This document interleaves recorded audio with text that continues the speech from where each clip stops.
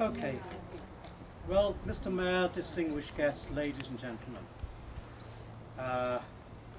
My name is Peter Bolt. I think most of you will know me from Conservation Areas Wirral, or as we are better known as CORE. I am responsible for all the work involved with the blue plaques.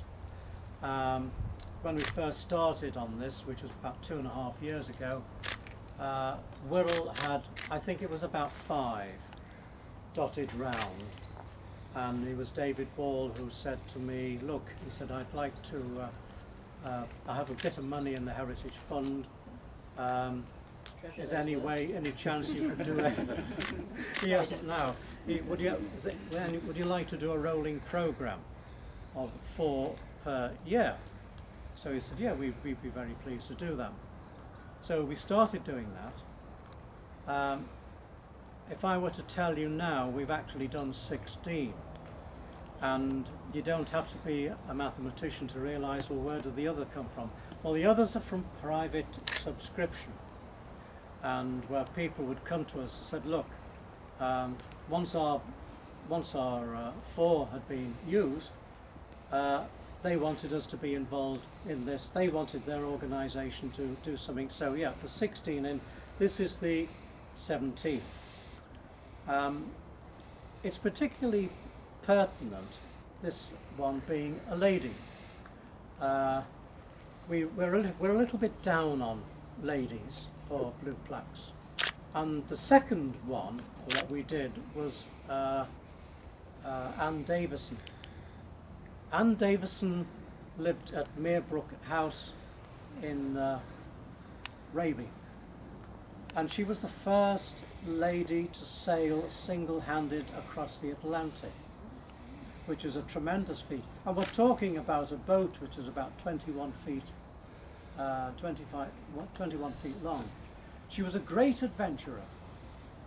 She had a pilot license, and she also used to manage the Houghton aerodrome and what have you. She was a great lady. And the nice thing about that, a booklet was produced for that unveiling, and this seems to have carried on. Because people say, well, that's a good idea. I think we'd like to do a booklet on this. And the second lady we did was Anne Mercer, first Lady Mayor of Birkenhead. I think she was the 3rd in the country. And now we have Agnes Maude Roydon. We've also done, what was the name of the lady? Edith Smith. Edith Smith.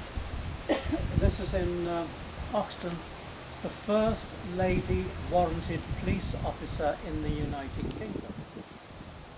We really needed celebrating. So she's gone in. I'm hoping the other suffragette lady, Alice Kerr, I would love to take her forward this year. Unfortunately, the house is up for sale. So because we need to get permission from the owner, we've got to sort all that out first, and then we can go ahead. So, here we are. We're up to Maude. I know little about Maude, so I'm going to invite Mike Roydon to say a few words on Maude. Thanks, Mike. Hello, yeah, Mike Royden. I've been a historian of the family for quite some time. In fact, it started when I was at school and I was given a history homework to say, do your family tree, bring it in next week. Well, it's the longest homework I've ever had because I'm still doing it. And in fact, it's going to accumulate this year. I've got a book. This isn't a shameless plug, by the way, but there's a book about the family in the Hall and Maude, and it's coming out this year. But it's been about 40 years in the making, so I'm really excited about that. And Hillbark, of course, that will be. And Fulton Hay. So Maude, she wasn't actually born here. She lived in Homefield House over in Mossley Hill. And the original owner of the house here was Thomas Roydon. He was the one who founded the yard. He was a carpenter. He saw Liverpool growing as a port, and he went over there and started off a business eventually. And that's where the family fortune came, as he came back and systematically bought up all the land in, in the Frankby area, created the estate, and the home was built. But the son, Thomas Bland Roydon, was still managing the business over in Liverpool, and he had various homes over there through a period of time, eventually gradually moving out into the suburban area. And then when he got to the Mossley Hill area, that's where he had his family. There were 8 children, and Maude was the youngest of 8. And I've read about how it must have been it was vibrant discussions around the dining table each night about politics and all sorts of things. And Maude was actually becoming more of a sort of a socialist, even in those early days, in stark contrast to the rest of the family. So you can imagine what the discussions must have been like. But they realised that she was a bright girl, and she was sent off to Cheltenham, to the college, the girls' college there, Lady Margaret Hall, and she was educated there. And then she persuaded her parents to send her to Oxford. Now this was 1893 or thereabouts, which was quite a step at the time. Now she could attend Oxford University, and the way she went, and she could study and do her exams, but she wasn't awarded a degree, because only the men were awarded degrees at that time. So you can imagine how that rankled with her at the time, and how girls with her on the same courses were feeling quite the same way. She came back here, and she returned to the family home. By this time is here, father had retired, and she then was getting quite restless, as you can imagine, not wanting to sort of go into open flower shows or unveil blue plaques. She would rather be doing something very useful in life. So off she went to the Liverpool Women's Settlement over in Everton Hill. You know where the lockup is on the Everton badge? It's just a bit further along. But it was working in the slum areas, court housing, and down in the Scotland Road area. She'd already worked in a mission when she was in Oxford, so she had a taste of that, which is why she wants to go there. And so she spent 18 months there, and obviously seeing another side of life entirely. Following that, she then, through friends in Oxford, met up with the Reverend Hudson Shaw, and he was going to change her life, and they became lifelong friends, and that was the beginnings of it. He invited her back to Oxford, and his wife was disabled, and he invited her to be a carer for his wife, but also he'd set up the Oxford Extension Studies Department, like we have now in Liverpool Uni for continuing education. I lectured there for 20 years, but that was a pioneering way of getting things in then for adult education at Oxford at the time. And I think he had designs on moving her in, and that didn't take long, and soon she was lecturing in English in the university. But she was still with her friends down there, and they were still keen on the growing suffrage movement. She wasn't actually a suffragette that was mentioned. She was a suffragist, so she wasn't active marching, and she was actually born with dislocated hips, and so she had a really wasn't effective treatment in those days, and so she was rather restricted about going out on the marches, that sort of thing. But she was a thinker, a philosopher. She wrote a great deal. She did the speeches. And so she was asked to talk at a great many places, and she raised the profile in that way. And so she was very active then, right up until the First World War, and things obviously sort of took a back seat for a few years. But she was a pacifist also. And this is the time when the group had split, hadn't it? You all know about the Pankhurst and so on. That was a group that split away for more militant actions. This is why she was never involved in the more publicised actions of chaining to railings, as we all know, and breaking the artworks and putting an axe through it, all this sort of thing. So she wasn't involved in that. But at the end of the war, once the vote was granted, and still not to everybody, of course, you had to be. It was 1928 before all the women of 21 and over had the vote. So it was a restricted vote in 1918. She was then invited down to London again by Reverend Hudson Shaw. He'd moved down there to become a vicar in a parish, and he invited her to preach. Now this again was a pioneering step, as you can imagine. Now this started confrontation from then on with the authorities, the church authorities, who had tried to chase her out of town, banned her wherever she was speaking, but made her even more determined. And she continued to preach in the Guildhall and associated places, and they were full audiences. They were queuing. I've got newspaper accounts describing how they queued around the block, fighting to get into here, which is incredible. Whether it was curiosity value at that stage, you know, maybe, but she soon made a name for herself as a speaker at that time.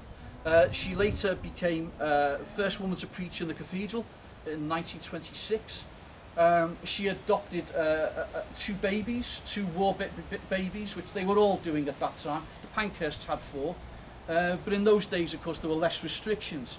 But by the end of the 20s, she then launched herself on a lecture tour, and she went to America, to Australia, New Zealand, China, Japan, all over the place, preaching, public speaking all over the place. But she was received by the prime ministers, the Rockefellers in America. You know, Gandhi was a close friend of hers. So these are the circles that she moved, as well as, you know, in places like Liverpool Women's Settlement. She was just as comfortable in both. In the 30s, she was then started to be recognised by the establishment. She was awarded a doctorate by Glasgow and Liverpool. She was awarded the Companion of Honour. That was also a brother, Sir Tom. He was chairman of Cunard Line at the time, and he was awarded the Companion of Honour for work he did during the First World War. So the only brother and sister to ever hold the office any one time. There's only 65 people, but somebody has to die before the award won again. You know, it's still like that now. And so that was her in the 30s, where she was still on the pacifist cause. But by 1940, she did an about turn because of the Nazi threat, of course, and she upset a great many of her followers, but she deemed that Nazism was a cause worth fighting for, of course. But she was again getting into her later years, and in the 40s, she then moved into a cottage next door to our old friend Hudson Shaw, and she really wants to look after the pair of them. And this was a kind of a blessed relationship, you know. Effie, Hudson's wife, it was this sort of three-pronged sort of a relationship. Well, Effie passed away in 44, and within weeks, Maude had married Hudson Shaw. They'd waited 43 years. They must have gone out with a bang, because he was dead within eight weeks. But she was 68 and he was 85. Oh my God. Well, at least they got together at the end.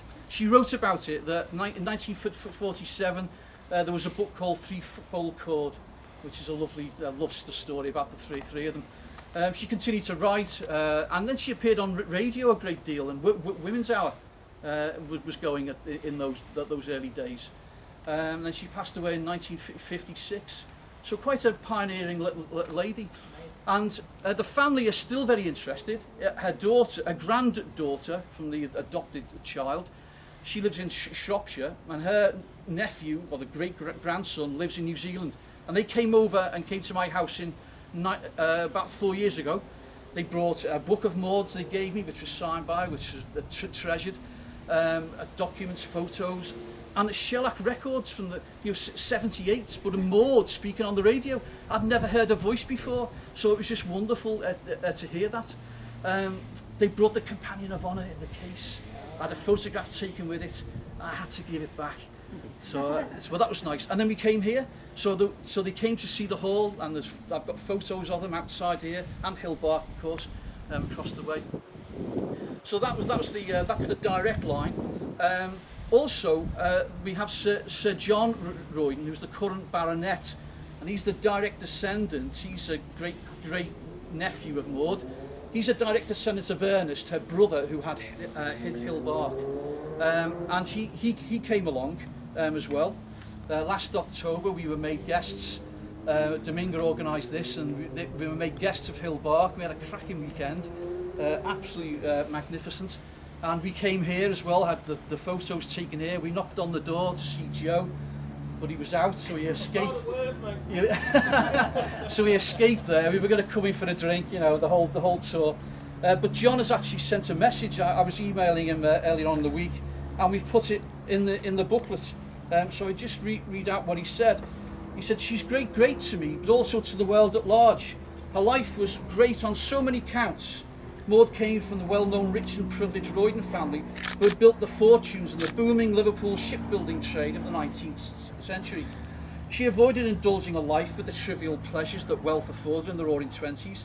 Instead, she chose to spend her life trying to make the world a better place for all by working hard to enrich the lives of women, with a journey that still continues today in terms of building equality for women. She also tried her hardest to elevate the dialogue around the subject of sex away from the Victorian concept that it was little more than the sins of the flesh. Her book Sex and Common Sense broke taboos and was a pioneering publication in its day. Her plaque is more than a memory of Maude Roydon. It will be an inspiration for all of us who follow in her steps and try, to greater or lesser degrees, to make the world a better place for all of humanity. I hope it spurs us all on to greater achievements in our own lives and in the lives of others. I'd just like to finish by just thanking people who have come along here today to take the trouble and to come and attend, but also, of course, the people who have been involved in this. It's nice to see a few familiar faces as well. There's Mike Curtis, who's given me, I think he's hiding in the shade at the moment. Whereas he's over there, Mike. He's given me a lot of stuff in the past about the history of the area, so it's good to see Mike. Elizabeth Davey, is she here? She's down now. Elizabeth, yeah, nice to see you. We've exchanged emails and messages and the great book on Birkenhead that you've done. Dominga, who's come over from Hill Bark, who I mentioned before.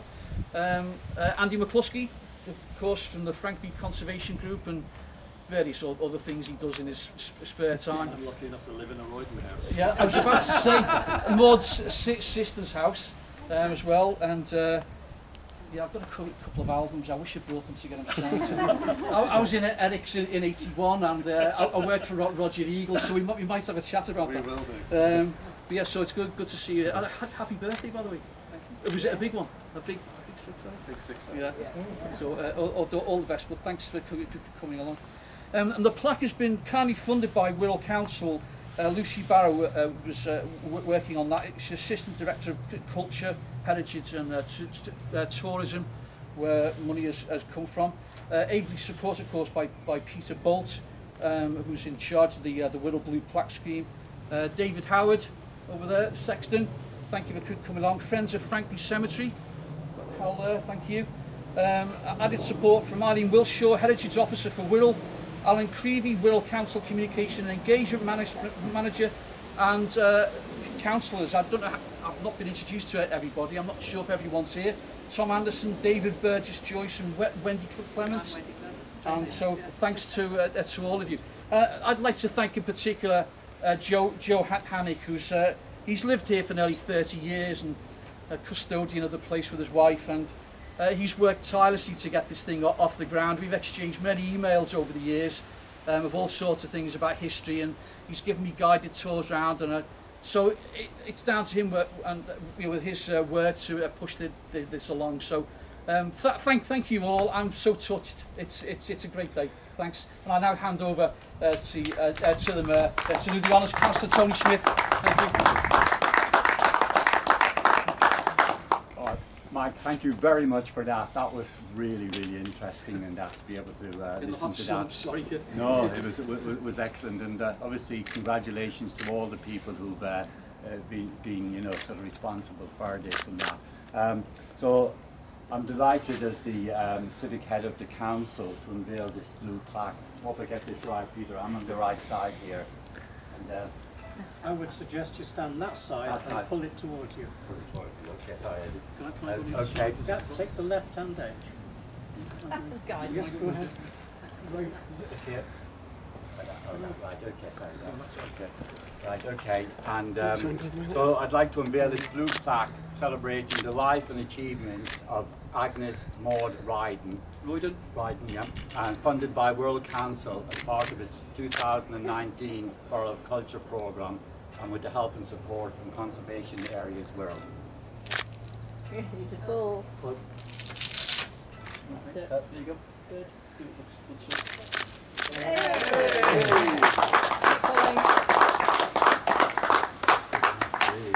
Excuse me, I'll just go and get rid of that curtain for you. Where is he?